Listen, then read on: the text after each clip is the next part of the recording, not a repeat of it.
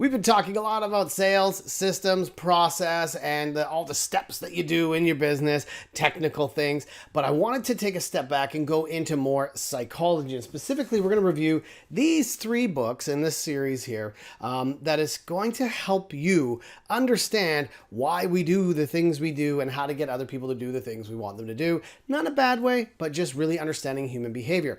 This is part of a 4-part series. We're going to review these books as well as go through a tool we call the sales call rubric to help you review your calls. I decided to do it as a 4-part series rather than one long video so you can go back and forth. And I want to give a shout out to the team at Mark Spain in Atlanta because we're going to be doing some training around this idea in a few weeks. So we'll see you guys there. And the first book we're going to dive into is Subliminal. So let's get started.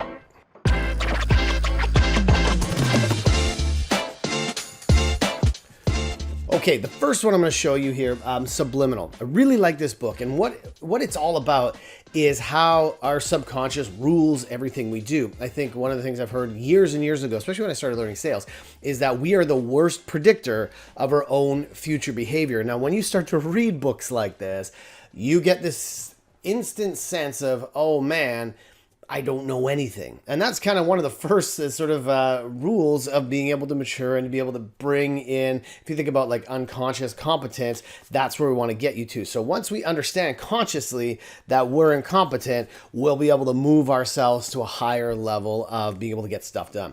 And in this book, a couple things. One of the things on page 98 here, we talk about mental scripts. One of the examples they use is the idea of using the word because. They did these studies where people were going to try and interrupt somebody as they were using a photocopier, and they tried saying, hey, I need to use the photocopier, and they would do all sorts of different things. And the thing that worked very consistently was to say, I need to use the photocopier because.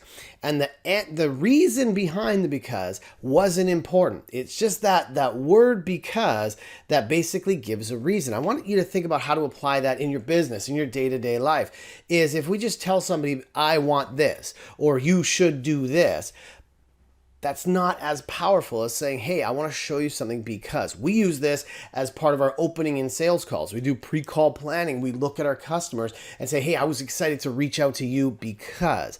And they're much more likely to go, this makes sense to me. It's a frame for them to understand how it connects to them.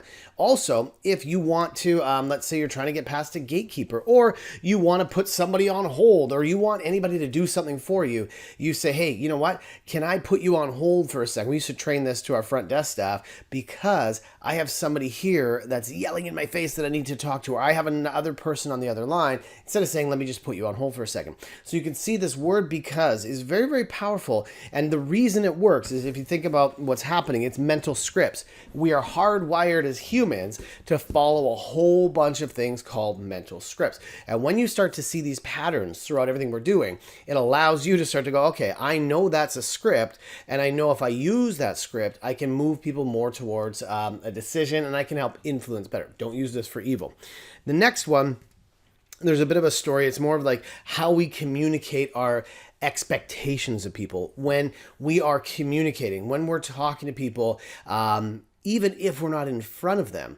Through our inflection and our tonal quality of our voice, we're actually communicating our beliefs. We're transferring our beliefs to people. When we talk sales as a definition, it's just simply a transfer of belief.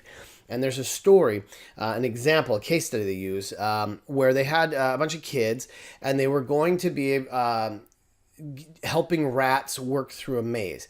And they gave one group of kids these rats, and they told them these were prized rats from like really great breeding. These were very, very smart rats, and that they were going to help them solve this maze puzzle. The other group was told these are, low functioning rats, not very smart, and they had to do the best that they could. All of the rats were the same. And so what happened is by the way the children behaved with the rats, the way they interacted with them, the way they encouraged them, the way they had higher expectations, of course, those rats performed better, almost twice as good as the rats that were looked at as bad or dumb or incapable. And so they tried this same experiment, similar experiment with humans. And what they did is the researchers brought in these people, And they told them that they were going to be working with the subjects, not knowing that they were actually the subjects. And what they did is they had all of these pictures of people, all these faces that they took headshots, and they found as many of them that they could judge as neutral, like no real expression, high or low. And then one group of researchers, they told them they were going to be asking these people questions. They were going to give them some things to do where they were going to help them work through, say, a survey or something like that, and perform a series of tasks. And they told one group that these were very successful people, and the other group that these were sort of failure type people and do the best they could. And of course, this group, through the way they communicated, what they also did as a controlling factor is they had scripts. They had very specific things for the people to follow, so that it was equal across both. So there wasn't really a change in the way they did things. But just the fact they all read the same thing. One group felt this group was successful. One group felt this was not successful. These ones performed twice as good as the other ones. And so they wanted to understand, is there a difference between, being face to face? What's happening with our body language, our way that we interact? Is there something chemical that's happening between two people? So they took it further, and they actually had the researchers record their instructions through a tape. So they had the same set of standards for them, where they had a script, they had everything set up, but one group was told this was successful, one group was told this was a failure. And even with just a recording of their voice, somehow, subconsciously, subliminally, they were communicating to those people that they weren't going to succeed or they were going to succeed. So I want you to think about how powerful that is when you're on the phone, when you're talking to somebody, when you're face to face, when you're on a sales call, when you're talking to your team. How are we communicating our beliefs to somebody subconsciously underneath the thing that we're saying, even if it's scripted?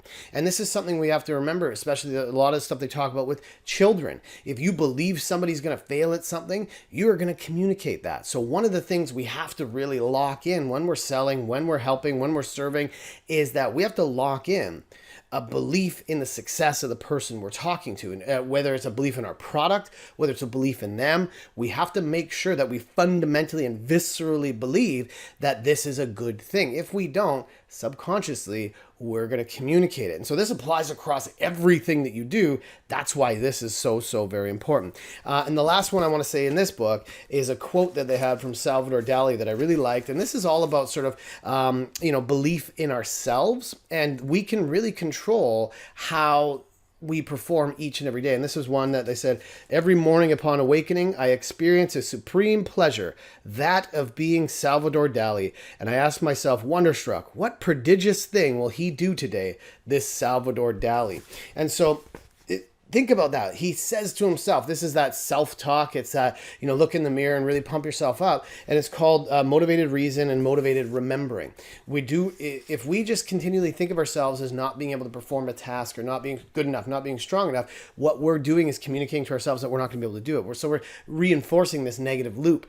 I want you to focus on that. Just think, if you can look in the morning every day and say, what awesome thing am I going to come up with today?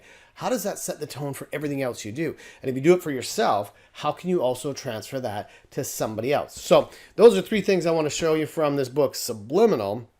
We're going to jump into the next one.